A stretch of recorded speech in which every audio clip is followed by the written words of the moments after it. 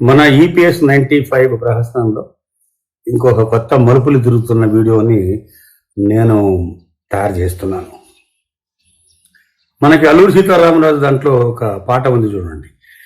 రగిలింది విప్లవాగ్ని ఈరోజు, ఆ అగ్ని పేరు అల్లూరి సీతారామరాజు అని ఒక మనకి బ్రహ్మాండమైన పాట సీతారామరాజు నుంచి.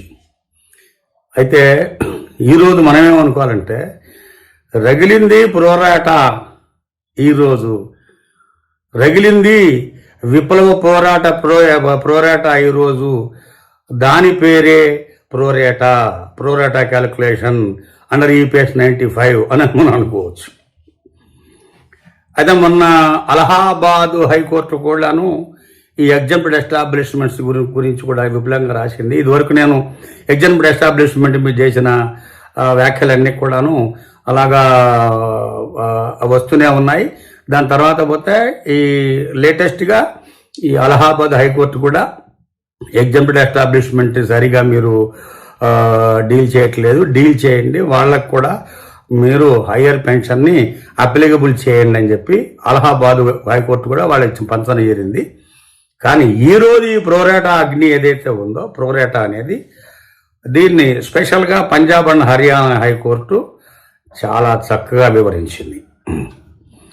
ఏమందంటే 18/1/25 నాడు ఒక జనరల్ సర్క్యులర్ ఇచ్చారు. పెన్షన్ ఆన్ హయ్యర్ వేజెస్ ఎప్పుడెప్పుడు ఎలాగా అప్లికబుల్ అవుతుంది, దాని రూల్స్ ఏమిటంటూ ఒక 4-5 పాయింట్లు వాళ్ళు 18/1/25 దాంట్లో ఇచ్చారు.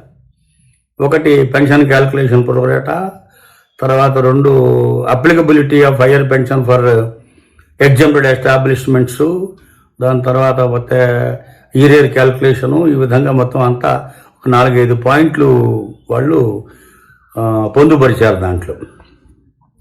అయితే ఇప్పుడు ఈ పంజాబ్ అండ్ హర్యానా హైకోర్టులో ఒక 75 మంది పిటిషన్ వేసినప్పుడు వాళ్ళు దాన్ని విపులంగా పరిశీలించిన తర్వాత స్పెషల్గా ఏమన్నారని చెప్పానంటే, the circular issued by the EPFO on 18/1/2025 to the extent of pro rata calculation is hereby quashed. అంటే ఏంటంటే ప్రోరేటా క్యాలిక్యులేషను ఆ 18/1/25 సర్క్యులర్లో వాళ్ళు ఏం మెన్షన్ చేశారో దాన్ని మేము ఖండించి అసలు లేదన్నట్టుగా భావించి క్వాష్ చేసేస్తున్నాం, దట్ ఈస్ బీయింగ్ క్వాష్డ్ అని అంటూ ఒక జడ్జిమెంట్ని చాలా విపులంగా ఫాలో చేశారు. ఆ ఫాలో చేస్తూ ఆ జడ్జిమెంట్లో చాలా విపులంగా రాశారు. ఆ జడ్జిమెంట్ ఏమన్నారని చెప్పంటే, the judgment is in rem అన్నాడు.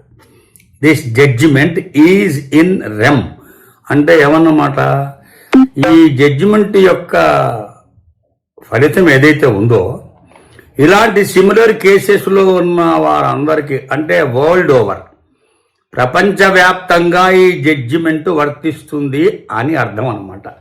అంటే ఇదివరకు ఎలా ఉండేది, ఎవరైతే జడ్జిమెంటు ఇలా జడ్జిమెంట్ ఇన్ రెమ్ అని కనుక ఏ జడ్జిమెంట్లో రాయకపోతే ఈ సదర్ అథారిటీ కాదండి, అది అక్కడ పంజాబ్ అండ్ హర్యానా హైకోర్టులో చెప్పారు కదా, అది పంజాబ్ హర్యానా పనికొస్తుంది, మళ్ళీ ఇక్కడ మీరు హైకోర్టులో వేసుకుంటే అది మేము తీర్పు వస్తే మేము ఇంప్లిమెంట్ చేస్తామని అథారిటీ అనే అవకాశం ఉంది.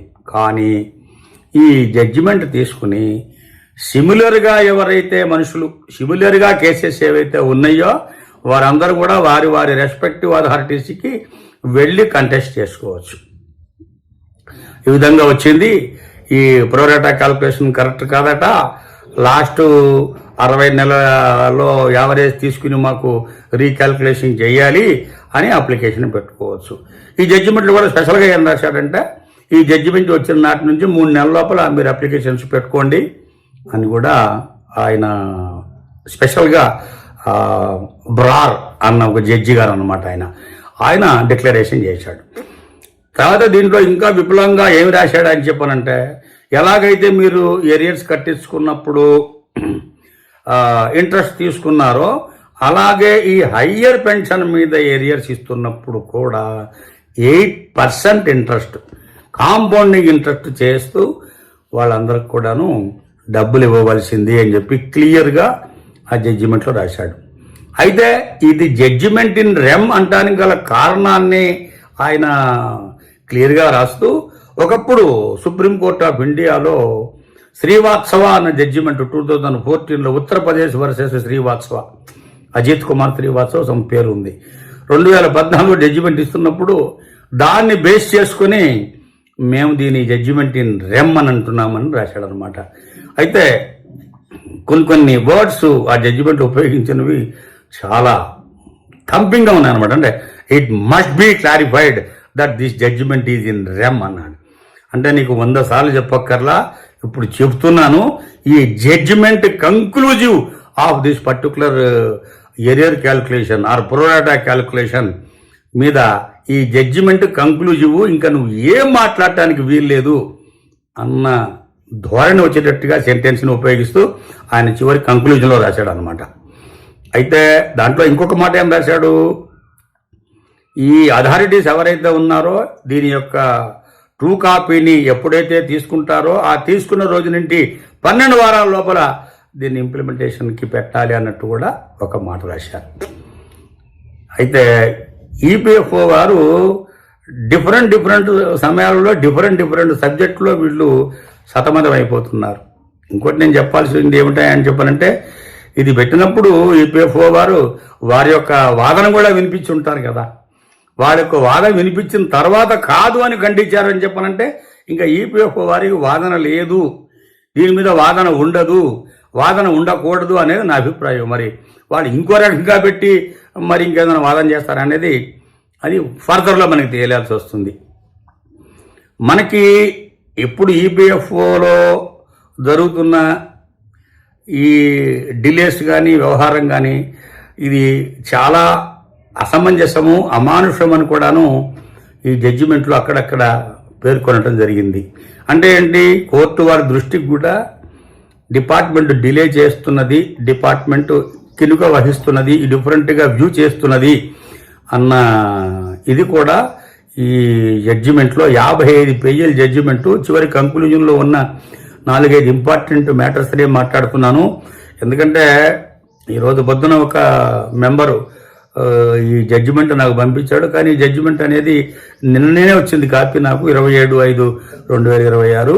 ఆయన ప్రత్యేకించి ఏమండి కొంచెం వీడియో పెద్దదైనా కానీ మీరు విపులంగా అందరికి అర్థమయ్యేటట్టుగా ఈ జడ్జిమెంట్ చెప్పండి అని చెప్పని అన్నాడు. అయినా సరే కాక క్లుప్తంగా నేను చెప్పవలసిన మ్యాటర్ అంతా కూడాను ఒక 10-15 నిమిషాల్లోనే క్లోజ్ చేయడానికి నేను ప్రయత్నం చేస్తాను. మరి ఇంకొక విషయం ఏంటంటే, ఈ మన వీడియో చూస్తున్న నాన్ స్టీల్ ప్లాంట్ ఎంప్లాయీస్ ఎవరైతే ఉన్నారో, ఎవరైనా స్టీల్ ప్లాంట్ ఎంప్లాయీస్ కనుక వాళ్ళు కనుక మీకు టచ్లో ఉంటే ఈ వీడియోని వాళ్ళకు కూడా ఫార్వర్డ్ చేయండి. ఈ స్టీల్ ప్లాంట్ ఎంప్లాయీస్కి కూడా ఇది బ్లెస్సింగ్ ఇన్ డిస్గైజ్. ఎందుకంటే వాళ్ళకి ఆల్రెడీ ఎగ్జాంపుల్ ఎస్టాబ్లిష్మెంట్ అయినా ఏదో లెక్క మీద వాళ్ళకి ఈ హయ్యర్ పెన్షన్ ఇవ్వడం జరిగింది. వాళ్ళకి నా యొక్క కంగ్రాచులేషన్స్ కూడా చెప్తున్నాను. ఇప్పుడు కాదు, లాస్ట్ టైం ఎప్పుడో చెప్పాను. అయితే వారు కూడా ఇప్పుడు ఈ జడ్జిమెంట్ని పురస్కరించుకొని సదరు విశాఖపట్నం ఆర్పిఎఫ్ఓకి వెళ్ళి, రీజనల్ ప్రావిడెంట్ ఫండ్ ఆఫీసర్ కమిషన్కి వెళ్ళి, అయ్యా మా యొక్క ఈ హయ్యర్ పెన్షన్ దాన్ని కూడాను మీరు రీక్యాలిక్యులేట్ చేయవలసింది అని చెప్పి ఈ జడ్జిమెంట్ని పురస్కరిస్తూ ఏదో గ్రూపుగానో లేకపోతే ఇండివిజువల్గానో వెళ్ళి అప్లికేషన్స్ పెట్టుకోవాల్సిందిగా నేను ఈ వీడియో ద్వారా వాళ్ళందరికీ కూడా విజ్ఞాపన చేస్తున్నాను. ఎందువల్లంటే ఈ జడ్జిమెంట్ ఇన్ రెమ్ అన్నాడు కాబట్టి మనం ఆలస్యం చేయొద్దు. ఈ జడ్జిమెంట్ ఇన్ రిమ్ అన్న విషయాన్ని మనం అడ్వాంటేజ్గా తీసుకుని మనం వెళ్ళి 100% మనము ఆర్పిఎఫ్లో కంటెస్ట్ చేయవచ్చు. అయితే వాళ్ళు తిరస్కరించే అవకాశం ఉందనుకోండి, వేరు సంగతి. అది తిరస్కరించినా కానీ కాక మనము ఎటువంటి జాప్యం చేయకుండా, ఎందువల్లంటే ఇప్పుడు డిలే అయిందనుకోండి వాళ్ళు చేయటంలో 100% వాళ్ళు ఏరియర్స్తో సహా arrears on higher pension with 8% simple interest తోటి ఖచ్చితంగా ఇచ్చి తీరవలసిందే. కాబట్టి మీకు ఇప్పుడు ఇందులో వచ్చిన నష్టం లేదు, అప్లికేషన్ పెట్టడంలో మీకు వచ్చిన నష్టం లేదు. కాబట్టి అప్లికేషన్ ఖచ్చితంగా నేనేమంటున్నానంటే, అది కూడా మన విశాఖపట్నం స్టీల్ ప్లాంట్ ఇది ట్రస్ట్ కనుక ఈ ట్రస్ట్ మెంబర్స్ అందరూ కలిసి ఒకటే సిమిలర్ అప్లికేషన్ని ట్రస్ట్ ద్వారా ఈ జడ్జిమెంట్ని ఎంక్లోజ్ చేసి మాకు రీకాల్కులేట్ చేయవలసింది ఈ ఇంతింత అని చెప్పేసి ఆ అప్లికేషన్ పెడితే బాగుంటుందని నా యొక్క అభిప్రాయం. దాని తర్వాత మీరు మీ యొక్క లాయర్స్ కానీ లేకపోతే ఈ మీ యొక్క లీగల్ కన్సల్టెంట్స్ని కానీ ఒకసారి ఈ జడ్జిమెంట్ యొక్క సారాంశము చెప్పి వినిపించుకొని మీకు నిజంగా అప్లికబుల్ అనిపిస్తున్నది ఎస్ పెట్టుకోవచ్చునంటే దయచేసి ఈ అవకాశాన్ని మీరు పోగొట్టుకోవద్దు అని చెప్పి నేను ఈ ద్వారా చెప్తున్నాను. ఎందువల్లంటే మీరు అప్లికేషన్ పెట్టుకోకపోయినా నష్టపోయేది మీరే. అప్లికేషన్ పెట్టుకుంటే అట్లీస్ట్ అప్లికేషన్ ఒకటి పెండింగ్ పడింది, లేకపోతే రిజెక్ట్ అయింది, లేదా కాదన్నది ఏదో ఒకటి మీకు తెలుస్తుంది. కాబట్టి ఎవరైతే అంటే నేను స్టీల్ ప్లాంట్ అని ఒక ఉదాహరణ అన్నాను, ఎవరైతే ఎగ్జాంపుల్ ఎస్టాబ్లిష్మెంటు నిజంగా వాళ్ళకి ఏదో రకంగా వచ్చి ఉన్నట్లయితే ఈ యొక్క హయ్యర్ పెన్షను ఖచ్చితంగా వారి ఆర్పిఎఫ్సికి వాళ్ళు వెళ్ళి ఈ జడ్జిమెంట్ సంపాదించండి. మీరు ఒకటి ఈ జడ్జిమెంట్ ఇండివిజువల్గా కూడా మీరు వెళ్ళి ఫైల్ చేయొచ్చు. అయ్యా ఈ విధంగా వచ్చిన జడ్జిమెంట్ ఇన్ రమ్మన్నారు, I'm one of the contestant for the higher wages మీద వచ్చిన వాడిని, నాకు ఇలాగే వచ్చింది కనుక ఇది సిమిలర్ కేసు కనుక ఇది సిమిలర్గా ఉంది కనుక నా యొక్క కేసు కూడా మీరు పరిశీలించవలసింది చెప్పి ఇండివిజువల్గా కూడా మీరు అప్లికేషన్ దీన్ని ఫాలో చేయొచ్చు. అయితే ఇప్పుడు అన్ని కోర్టులు మూక ఉమ్మడిగా వచ్చి ఎగ్జాంపుల్ ఎస్టాబ్లిష్మెంట్ మీద తీసుకున్న వైఖరి సరికాదన్నప్పుడు డిపార్ట్మెంటు మేల్కొంటుందా, లేకపోతే ఇంకో రకంగా వచ్చి ఇంకోటి ఏమన్నా చేస్తుందా అని చూద్దాం మనం. ఎందుకంటే వీళ్ళు ఏకపక్షంగానే చాలా నిర్ణయాలు చేశారు. సపోజ్ ఎగ్జాంపుల్ ఎస్టాబ్లిష్మెంట్ ఉందనుకోండి, మీ ట్రస్ట్ రూల్స్లో ఉంటే కానీ మేము ఇవ్వమని చెప్తున్నారు. ఇంకో మాట ఏం రాశాడు దాంట్లో, ఏది 18(1)25 దాంట్లో 14(11)22 జడ్జిమెంట్ వచ్చిన తర్వాత మీరు ఏమైనా అమెండ్మెంట్ చేసుకుంటే చెల్లదు అని రాశాడు. అంటే వీళ్ళ అమెండ్మెంట్లు ఎప్పుడు చేసినా చెల్లుతాయి, ఏకపక్షంగా చేసిన జడ్జిమెంట్లు కూడా చెల్లుతాయి, ఏకపక్షంగా తీసుకున్న నిర్ణయాలు కూడా చెల్లుతాయి. కానీ సదరు కంట్రిబ్యూటర్ ఎవరైతే ఉన్నారో వారి యొక్క వెసులుబాటు గురించి ఏమన్నా ట్రస్ట్ అధికారికంగా ఏమన్నా ప్రకటిస్తే మాత్రం అది చెల్లదని రాశారు. ఓకే, ఉండనివ్వండి, అలాగే ఉండనివ్వండి. ఎందుకంటే చాలా క్లారిటీగా ఈ మధ్యన అన్ని కోర్టులు కూడాను ఏ ట్రస్ట్ కూడాను ఈ యొక్క ట్రస్ట్ రూల్స్ని ఓవర్ రైడ్ చేస్తూ ఎటువంటి ప్రయోజనం దాంట్లో క్రియేట్ చేయడానికి వీలు లేదని రాసింది. ఈ ఒక్క మాటని వాళ్ళు చాలా క్లియర్గా స్పష్టంగా చెప్పారు.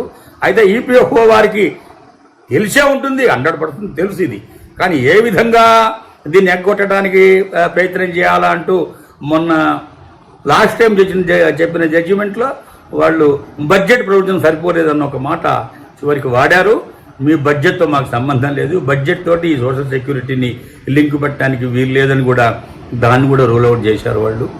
కాబట్టి ఇప్పుడు ఈపీఎఫ్ఓ ఎక్కడికి పోతుంది, ఎక్కడికి పోయి ఏం చేస్తుంది అనేది మనం తీవ్రంగా ఆలోచించి చూడాల్సిందే. ఎందుకంటే సిబిటి మెంబర్స్ కూడా వాళ్ళకు కూడా అసహనం ఏర్పడింది. వారే డైరెక్ట్గా వెళ్ళి గవర్నమెంట్ ఆఫ్ ఇండియాలో ఉన్న బ్యూరోక్రాట్స్కి వీళ్ళకి రాసి వీళ్ళు చేసే పని సరికాదండి, వీళ్ళకి మంచి డైరెక్షన్ ఇవ్వండి అన్నట్టుగా కూడా మాట్లాడారు. అయితే మనం ఇంకా కొంచెం వేసి చూడాలి. ఎందుకంటే పీపీఎఫ్ వారికి వాస్తవంగా వాళ్ళకి బడ్జెటరీ ప్రొవిజన్ ఉండొచ్చు, బడ్జెటరీలు ఉంటూ ఇలా ఇచ్చేస్తే మనము ఈ ఫండ్ నిలబడదు అన్న భావన కూడా ఉండొచ్చు. మరి తెలియదు మనకి. మరి ఇంత ఫండ్ కలెక్ట్ చేస్తున్నప్పుడు ఈ ఫండ్ యొక్క కార్పస్ అంతా ఎక్కడ పోతుందో వాళ్ళు విపులంగా రేపొద్దున గవర్నమెంట్ ఆఫ్ ఇండియాకి సమాధానం చెప్పవలసి వస్తుంది. 100% చెప్తారనుకోండి. అయినా సరే కాక ఇది సోషల్ సెక్యూరిటీ లెజిస్లేషన్ కాబట్టి ఇప్పుడు ఏమైపోయిందంటే కోర్టు వర్సెస్ ఈపీఎఫ్ఓ అయిపోయింది.